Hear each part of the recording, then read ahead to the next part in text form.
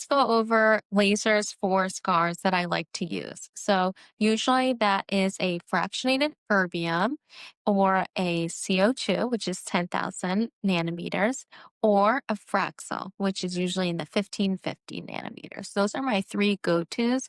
And I find that scars in general actually respond to different depths and different lasers depending on how thick they are and where we're actually targeting as far as the thickness of that scar. For the pinkness of any scars, I'm going to use something like a 532 or a 595.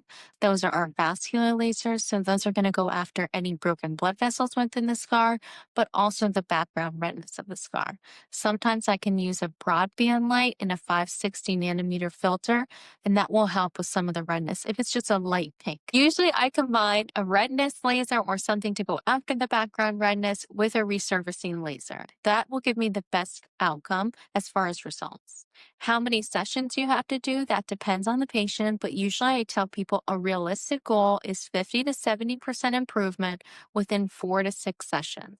I usually do these monthly, so it will be a longer process of 4 to 6 months. It doesn't actually matter when the injury caused the scar that happened, although it would be ideal to start early on because your body is still in the remodeling process for up to 2 years after the original injury. So within that time frame is definitely the best, but I still see patients with 10-year-old scars, 5-year-old scars, and we still can make improvements depending on what they look like clinically.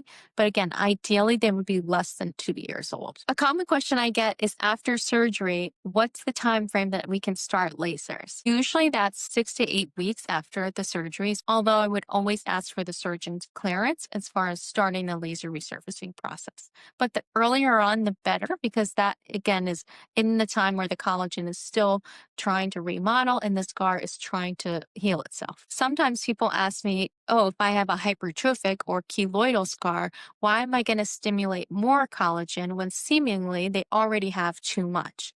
And that's a great question. But the problem that we're addressing is actually disorganized, chaotic, not great collagen. And so by using the lasers and resurfacing through there, I'm actually taking out the damaged or chaotic collagen.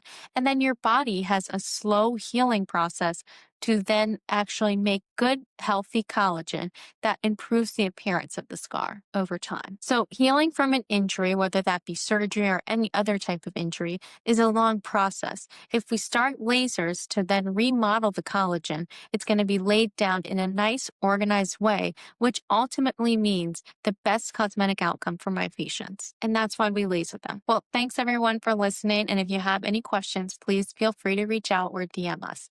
All right, have a great day.